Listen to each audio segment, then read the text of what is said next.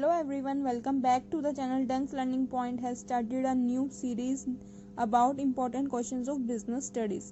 इस सीरीज में आपको बिजनेस स्टडीज के इम्पोर्टेंट क्वेश्चंस तो प्रोवाइड किए ही जाएंगे, उसके साथ साथ इन क्वेश्चंस के इम्पोर्टेंट नोट्स भी प्रोवाइड करे जाएंगे। तो आज हम स्टार्ट करते हैं यूनिट 2 के साथ। So first we start with MCQs. First MCQ is which among following is the form of business organization? Right option is all of the above, because public sector, mixed sector and private sectors ये तीनों ही types हैं form of business organisation की। Next question is in which form of business there is no need to share profits? Right answer is sole proprietorship, because sole proprietorship या हम बोलें कि soul trade ही ऐसा बिजनेस है जिसमें जो ओनर होता है वो सिंगल होता है और जिसे अपने प्रॉफिट्स किसी के साथ शेयर करने की ज़रूरत नहीं होती है। Next question is a soul trader has a limit in which of the following ability? Right option is managerial, क्योंकि सोल ट्रेड एक ऐसा बिजनेस है जिसमें एक ही बंदे को सारा कुछ संभालना है, उसी को बिजनेस की ट्रांजेक्शन्स देखनी है, परचेजिंग देखनी है, सेलिंग देखनी है, जिस भी टाइप का उसका बिजनेस है, तो उसके पास कहीं ना कहीं मैनेजरियल स्किल्स की क्या हो जाती है, लैक हो जाता है। So the right answer is managerial. Next part very short answer type question, ये मोस्टली 2 मार्क्स के होते हैं। So the first question is explain the meaning of form of business organisation.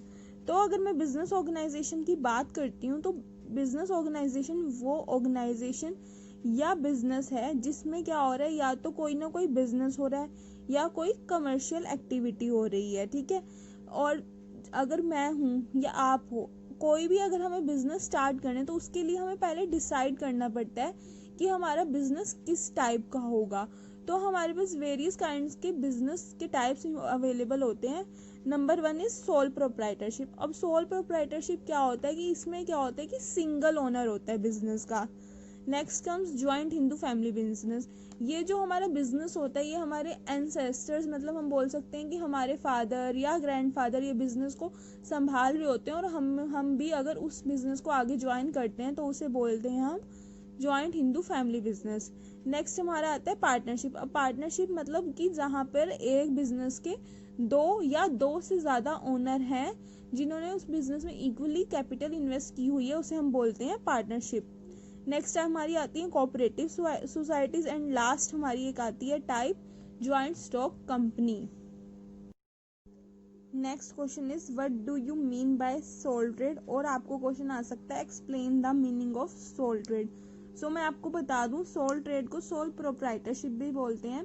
So sole trade is a form of business which is having a single owner और which is set up by a single owner, which means कि ये जो business है इसे एक ही person ने start किया है, वो ही इसे मैनेज कर रहा है, वो ही इसे हैंडल कर रहा है, और जो भी बिजनेस को प्रॉफिट्स होंगे या लॉस होंगे वो हिमसेल्फ, मतलब कि वो खुद रिस्पॉन्सिबल होगा उस प्रॉफिट के लिए या उस लॉस के लिए, और इसके अंदर जितना भी कैपिटल मतलब जितनी भी पैसा लगाया जा रहा है वो एक सोल प्रोप्राइटर मतलब एक सिंगल पर्सन के थ्रू ही लगाया जाता है, और इसको हम क्या बोलते हैं कि सोल प्रोप्राइटरशिप भी बोलते हैं इसे। So the next question is write any 4 features of soul trade, or we can say that the characteristics of soul trade. So the first one is sole ownership. Now the ownership of the soul trade will be single. इसका means ये है कि जो भी owner होगा soul proprietorship या soul trade में वो एक सिंगल बंदा ही होगा या सिंगल पर्सन ही होगा, वो उस बिजनेस को मैनेज करेगा। Next is unlimited liability. So now the liability of the owner of the business will be unlimited, मतलब कि जितनी उसने कैपिटल इन्वेस्ट की है उससे भी कहीं ज़्यादा तक है उसकी लाइबिलिटी बिजनेस के लिए। Next is undivided risk. Now अगर हम सोल ट्रेड की बात करें बिकॉज सिंगल ओनर है, so all the risk would be bear by the owner of the business. अगर प्रॉफिट हो रहे हैं वो भी उसके हैं, लॉस हो रहा है वो भी उसका है, और जो जो बिजनेस को रिस्क हैं वो भी उसी को ही फेस करने पड़ेंगे। Less government control. अब क्या कि सोल ट्रेडिंग बिजनेस और जो एंटरप्राइज है वो गवर्नमेंट की जो जो रूल्स एंड रेगुलेशंस होती हैं उससे क्या लेस इफेक्टिव होता है as compare to other forms of business organisation. Next come is outline the limitations or demerits of sole proprietorship. Number one is limited managerial skills. Now it is one of the limitations of sole proprietorship, because जो soul trader है या sole proprietor है उसी को business की सारी activities को manage करना है और उसके पास मैनेजरियल स्किल्स सीखने के लिए दैट्स वाई इतना टाइम नहीं रह जाता है. Next, lack of stability. अब क्या है, जो लाइफ है ना बिजनेस की, सोल ट्रेड बिजनेस की, वो किस पे डिपेंड करती है? बिजनेस के ओनर पे. क्योंकि जितनी बिजनेस के ओनर की लाइफ होगी, जितने कम लॉस होंगे उतने ही लॉन्ग टाइम के लिए बिजनेस क्या है, सर्वाइव कर पाएगा in case of sole trade. Next is finance.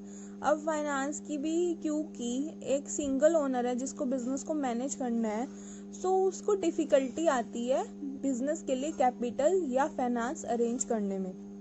Next is risk of loss. Now there is a huge risk of loss in sole proprietorship as compared to other business such as partnership or joint into family business.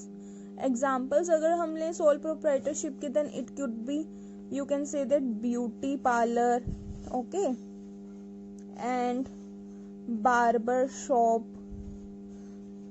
So this would be the examples of sole proprietorship. Coming up to 6 marks question. So the question is, one man control is the best in the world if that man is big enough to manage the whole show. Explain the advantages of sole trade, or we can say that write down the merits of sole proprietorship. So अगर इन तीनों में से किसी भी form में आपको question आता है, so उसका आंसर एक ही है. आपने इसमें सोल ट्रेड या सोल प्रोप्राइटरशिप की मेरिट्स एंड एडवांटेजेस एक्सप्लेन करनी है. Merits and advantages almost both are same. So the number one is direct motivation. So अब जो सोल ट्रेडर होता है उसको कोई भी एक्सटर्नल मोटिवेशन की नीड नहीं होती है, क्योंकि वो बिजनेस को खुद ही अकेला मैनेज कर रहा होता है. तो वो क्या होता है कि वो खुद ही मोटिवेट रहता है कि उसे अपने बिजनेस में कम से कम लॉस करने एंड हाई से हाई प्रॉफिट गेन करना है. Next is personal control. अब जो सोल ट्रेडर है वो क्या होता है कि मास्टर होता है सारे बिजनेस से रिलेटेड अपनी एक्टिविटीज़ का. सो उसका हर एक एक्टिविटी पे, हर एक डिसीजन पर पर्सनल कंट्रोल रहता है. Next is easy formation. So now the sole trade is easy to form because इसके अंदर जो लीगल फॉर्मेलिटीज होती हैं वो बहुत ही लेस रहती हैं. Next, quick decision. अब सोल ट्रेडिंग में जो भी बिजनेस को डिसीजन करने हैं, बिजनेस से रिलेटेड ओनर को जो भी डिसीजन करने हैं, वो वेरी क्विकली कर सकता है, क्योंकि वो एक सिंगल ओनर है जो बिजनेस को मैनेज कर रहा है. तो जितनी जल्दी डिसीजंस लेगा वो बिजनेस के लिए, उतना ही उसके बिजनेस के लिए बेटर रहेगा. Next is direct relations with customers. अब क्या है कि जो सोल ट्रेडर है उसके जो कस्टमर्स के साथ रिलेशंस रहते हैं वो डायरेक्ट रहते हैं, बिकॉज वो एक सिंगल ओनर है, उसको मैनेज करे. फॉर एग्जांपल अगर हम ब्यूटी पार्लर का एग्जांपल लेते हैं या बार्बर शॉप का एग्जांपल लेते हैं, तो उसमें जो कस्टमर्स आ रहे हैं और जो बार्बर है या वी कैन से दैट जो ब्यूटी पार्लर वाले हैं, उनका क्या अपने कस्टमर से क्या रिलेशन जो है वो डायरेक्ट रहेगा. Next is no profit sharing. Now no profit sharing is the most important advantage of sole trade because it is managed by a single owner or a single trader. So the all the profit, जितने भी profit होंगे वो किसको belong कर रहे हैं? Business के owner को, और वो कौन है? एक सिंगल पर्सन ही है. That's all for today. Thank you.